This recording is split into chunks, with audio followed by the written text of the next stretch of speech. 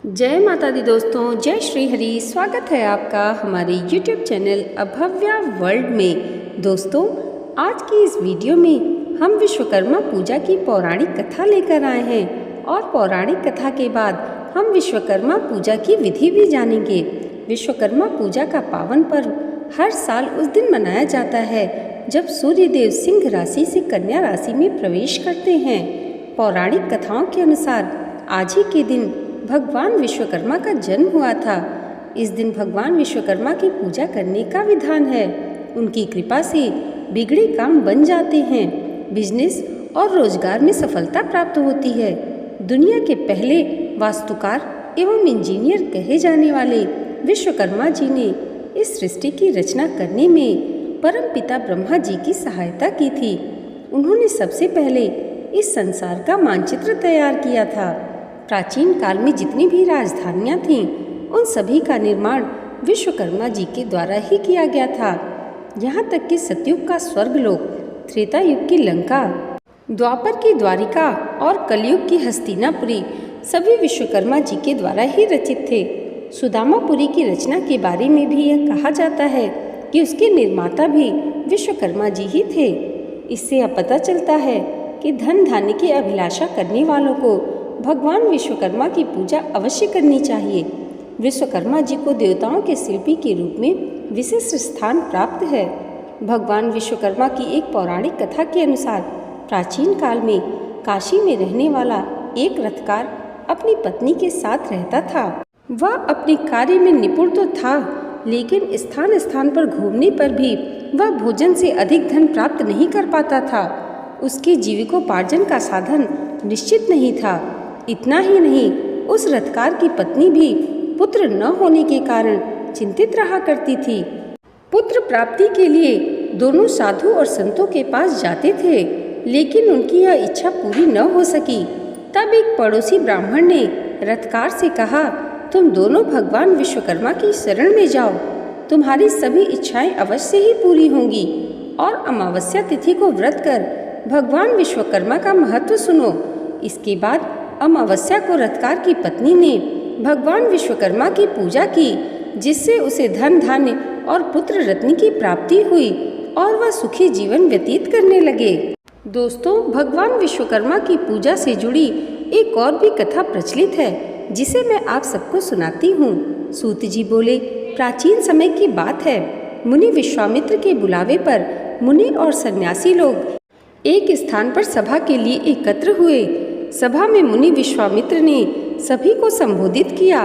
मुनि विश्वामित्र ने कहा कि हे मुनियों, आश्रमों में दुष्ट राक्षस यज्ञ करने वाले हमारे लोगों को अपना भोजन बना लेते हैं, यज्ञों को नष्ट कर देते हैं, जिसके कारण हमारे पूजा पाठ, ध्यान आदि में परेशानी हो रही है।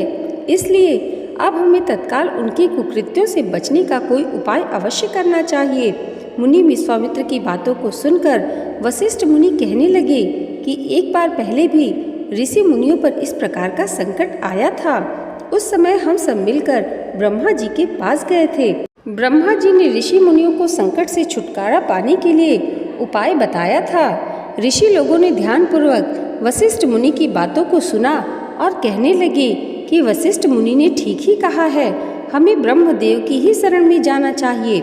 ऐसा सुन सब ऋषि मुनियों ने स्वर्ग को प्रस्थान किया। मुनियों के इस संकट को सुनकर ब्रह्मा जी को बड़ा आश्चर्य हुआ। ब्रह्मा जी कहने लगे, हे मुनियों, राक्षसों से तो स्वर्ग में रहने वाले देवता को भी भय लगता है, फिर मनुष्य का तो कहना ही क्या, जो बुढ़ापे और मृत्यु के दुखों में लिप्त रहते हैं। उन राक्षसों को नष्ट करने में श्री विश्वकर्मा समर्थ हैं। आप लोग श्री विश्वकर्मा की शरण में जाएं। इस समय पृथ्वी पर अग्नि देवता के पुत्र मुनि अंगिरा यज्ञों में श्रेष्ठ पुरोहित हैं, और जो श्री विश्वकर्मा के भक्त हैं, वही आपके दुखों को दूर कर सकते हैं। इसलिए हे मुनियों, आप उन्हीं के पास जाएं। सूत जी बोले, ब्रह्मा जी के कथनानुसार मुनि लोग अंगिरा ऋषि के पास गए।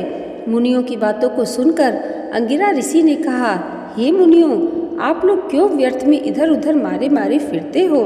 दुख दूर करने में विश्वकर्मा भगवान के अतिरिक्त और कोई भी समर्थ नहीं है। अमावस्या के दिन आप लोग अपने साधारण कर्मों को रोककर भक्ति पूर्वक श्री विश्वकर्मा कथा सुने और उनकी उपासना करें। आपके सारे कष्टों को विश्वकर्मा भगवान अवश्य दूर करेंगे। महर्षि अंगिरा की बातों को सुनकर सभी लोग अपने अपने आश्रमों को चले गए। तत्पश्चात अमावस्या के दिन मुनियों ने यज्ञ किया। यज्ञ में विश्वकर्मा भगवान का पूजन किया, श्री विश्वकर्मा कथा को सुना, जिसका परिणाम यह हुआ कि सारे राक्षस भस्म हो गए। यज्ञ विघ्नों से रहित हो गया, उनके सारे कष्ट दूर हो गए। जो मनुष्य भक्ति भाव से विश्वकर्मा भगवान की पूजा करता है वह सुखों को प्राप्त करता हुआ संसार में बड़े पद को प्राप्त करता है। दोस्तों, भगवान विश्वकर्मा की दोनों प्रचलित कथाओं के बाद आइए जानते हैं विश्वकर्मा पूजा विधि। सुबह उठकर स्नान आदि कर पवित्र हो जाएं, फिर पूजन स्थल को साफ कर गंगा जल छिड़क कर उस स्थान को पवित्र करें। एक चौकी लेकर उस पर पीले रंग का कपड़ा बिछाएं, पीले रंग पर लाल रंग के कुमकुम से स्वास्तिक बनाएं। भगवान गणेश का ध्यान करते हुए उन्हें प्रणाम करें। इसके बाद स्वास्तिक पर चावल और फूल अर्पित करें। फिर चौकी पर भगवान विष्णु और ऋषि विश्वकर्मा जी की प्रतिमा या फोटो लगाएं। एक दीपक जलाकर चौकी पर रखें। भगवान विष्णु और ऋषि विश्वकर्मा जी के मस्तक पर तिलक लगाएं। विश्वकर्मा जी और विष्णु जी को प्रणाम करते हुए उनका स्मरण करें। साथ ही प्रार्थना करें कि वे आपकी नौकरी और व्यापार में तरक्की कराएं।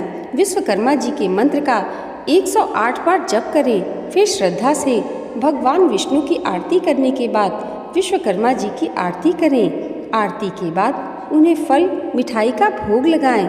फिर उस भोग को प्रसाद रूपेण आपस में ग्रहण करें। दोस्तों, आज की ये वीडियो अगर आपको अच्छी लगी हो तो कमेंट बॉक्स में जय भगवान विश्वकर्मा जरूर लिखिएगा और इसे लाइक और हमारे चैनल पर पहली बार आए हैं तो सब्सक्राइब करना मत भूलिएगा। जगत के पालनहार भगवान श्री हरि और भगवान विश्वकर्मा की कृपा आप सबके जीवन पर सदैव ऐसे ही बनी रहे, इसी मंगल कामना के साथ मिलते हैं अगले वीडियो में। तब तक के लिए जय माता दी, जय श्री हरि।